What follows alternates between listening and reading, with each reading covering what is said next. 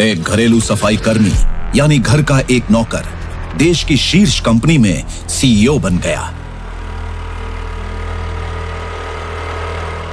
रुको, छोटे छोटे कामों के लिए इतना टाइम लगाओगे? मार्केट में भीड़ बहुत थी इसलिए लेट हुआ। हाँ, लोग तुम्हें ही देखते होंगे ना, तुम किसी हीरो से कम नहीं हो ना। अब इतनी देर जो लगाई है तो दिखाओ क्या लाए हो।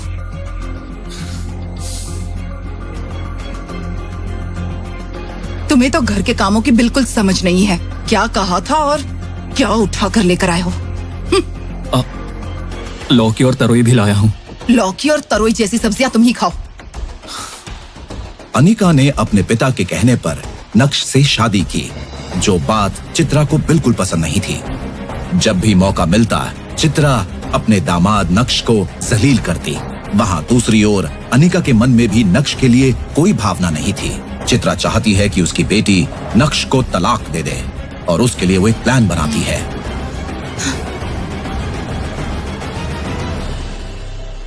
अनिका, मैंने कहा था ना, उसे किसी काम की समझ नहीं है। वो जो करता है उससे हमें गुस्सा आता है। तुम जबरदस्ती उसके साथ क्यों रह रही हो? मेरी मानो तो उसे तलाक दे दो। शादी को 2 साल हो गए हैं और वो अभी तक घर पर ही बैठा है। माँ, मैंने आपसे कितनी बार कहा मुझे कोई प्रॉब्लम नहीं है। भले ही वो कोई काम करे या ना करे, मेरे पास जितना भी है ना मैं मैनेज कर लूंगी।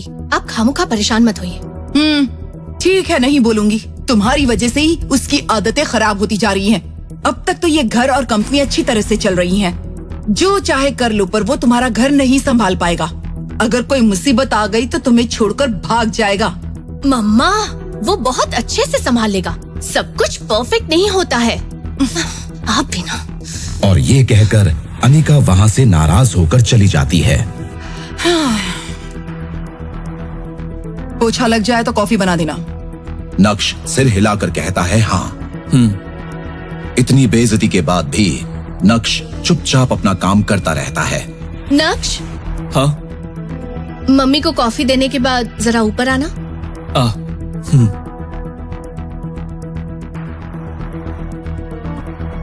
सासू माँ, ये लीजिए कॉफी। ये क्या तरीका है? कॉफी मुझ पर गिर जाती तो? सॉरी, अनिका बुला रही है, वहाँ जाना है। कॉफी ठीक से तो बनाई है ना? अगर कॉफी अच्छी नहीं हुई ना तो अपनी बेटी से कहकर घर से निकलवा दूंगी। नक्श, तुम आ रहे हो या नहीं? अब यहाँ क्या खड़े हो? वो बुला रही है, जल्दी जाओ। दरवाजा बंद करो, ये भी बोलना पड़ेगा। ओह, क्या तुम ऐसे ही साफ सफाई करते रहोगे और मेरी मम्मी को जिंदगी भर कॉफी पिलाते रहोगे क्या? नहीं अनिका, मैं कोशिश कर रहा हूँ। ये सब मुझे नहीं सुनना। अगर इस महीने तुम्हें जॉब नहीं मिली तो यहाँ से चले जाना। मेरी कंपनी में मैं तुम्हें रख सकती हूँ, लेकिन तुम्हें जिम्मेदारी संभालनी होगी। कोई बहाना नहीं चलेगा। अपना हुनर दिखाना होगा, तब जाकर मुझे खुशी होगी, समझे? कुछ समझ आया कि नहीं? हाँ? सुन रहे हो ना? हाँ, मैं समझ गया अनिका। अब मेरे साथ आओ। कंपनी में कोई इम्पोर्टेंट मीटिंग थी जिसके लिए अनिका को नक्श अपनी स्कूटर से ही ऑफिस ले जाता है, जहां विहान उसका इंतजार कर रहा है। हेलो अनिका, क्या हुआ? हाय। इतनी देर हो गई? क्योंकि उस समय कंपनी लॉस में थी और अनिका को फंड्स की जरूरत थी, विहान जो अनिका को चाहता है वो अनिका को फंड्स देने के लिए तैयार हो गया। आई एम सॉरी विहान, मेरी वजह से हुआ। ये सुनने के बाद विहान पीछे खड़े नक्श को देखता है। ये कौन है? तुम्हारा ड्राइवर? नहीं, ये मेरे हस्बैंड है, नक्श। नक्श का इंट्रो मिलने के बाद विहान नक्श की तरफ हाथ तो बढ़ाता है पर मिलाता नहीं। हेलो। ओह, सॉरी नक्श। तुम आखिर करते क्या हो? कोई बिजनेस है क्या? नहीं विहान, ये जॉब की तलाश में है, यहाँ वहाँ ट्राई कर रहे हैं। विहान ये सुनकर चौंक जाता है। उसे लगा नक्श से बात करना फिजूल है। वो बस मुस्कुराता है। जिसका पति इतना बड़ा लूजर है उसे पटाना तो मेरे बाएं हाथ का खेल है। विहान कुछ सोचते हुए कहता है, मेरी कंपनी में एक पोस्ट खाली है, ज्वाइन करना चाहोगे? हाँ।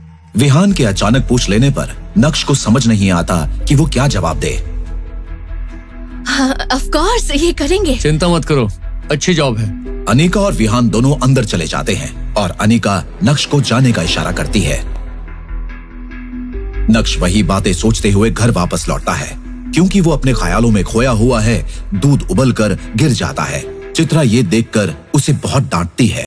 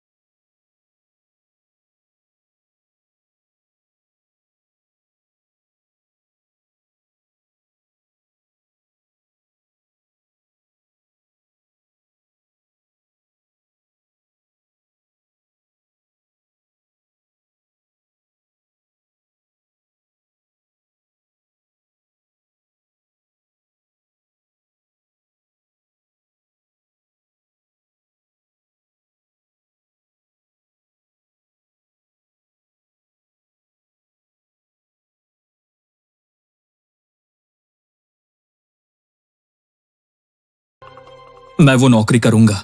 ये सुनकर अनीका नक्श के पास आकर उसे गले लगाती है। कई सालों बाद अनीका नक्श के इतने करीब आई। नक्श इस बात से खुश हो जाता है। मैं विहान को कॉल करती हूँ। अनीका फोन निकालती है और विहान को कॉल करती है।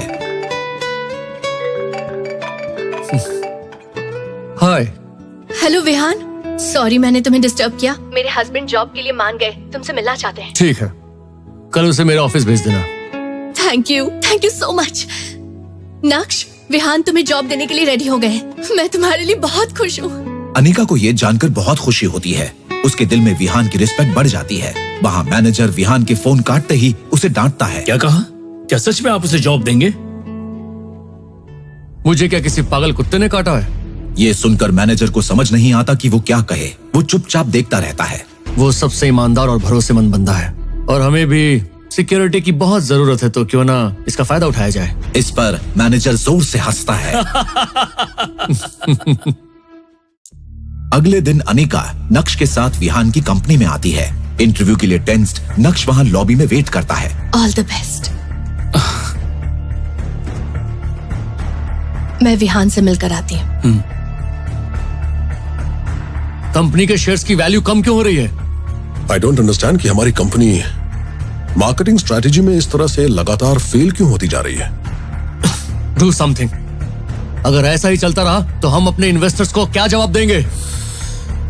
मैं एक बड़े बिजनेसमैन को जानता हूं जो ऐसी सिचुएशन को बहुत अच्छे से एनालाइज करता है। उनसे एक बार बात करते हैं। आई थिंक वो मदद कर सकता है। Then do it now. Okay.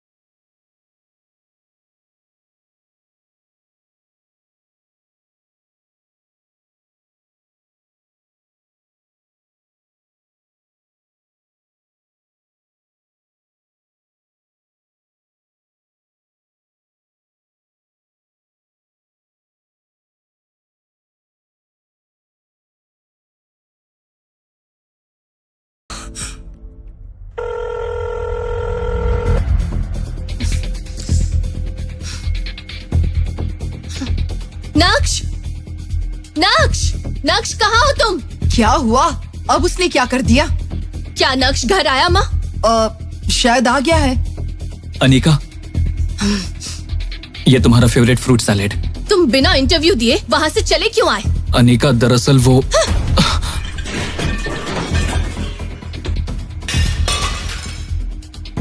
तुम्हें वो जॉब करनी है भी या नहीं, बोल दो। अनीका, क्या हम अंदर चलकर बात करें? तुमसे क्या बात करूं? मुझे तो शर्म आ रही है कि मैंने विहान से मदद मांगी ताकि तुम्हें जॉब मिल सके और तुम वहाँ से भाग आए। मुझे तुम गलत समझ रही हो अनीका। बस करो, अब मैं सब समझ गई हूँ। पता चल गया कि तुम किसी काम के नहीं हो। इतने वक्त से मेरी माँ मुझसे कहती रही, लेकिन मैं उनकी बातों को टालती रही, तुम पर भरोसा करती रही, लेकिन आज वो भी खत्म हो गया। सच्चा वेस्ट। अनीका,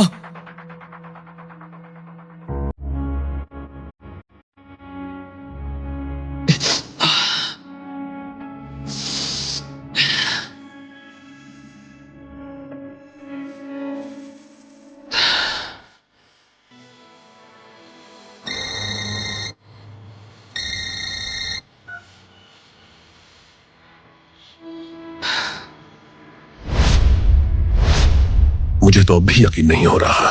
कोई बात नहीं, कई बार हम टेंशन में ऐसी गलतियां कर बैठते हैं। पर मैंने कितनी बार कहा था आपको, वो पक्का मिस्टर भानुशाली है। कहीं वो हमसे नाराज ना हो गए हों। क्या हम कुछ और बात कर सकते हैं? हाय विहान, मुझे माफ करना, फिर से ऐसा नहीं होगा। मैं तुम्हारे साथ आगे काम करना चाहती हूँ।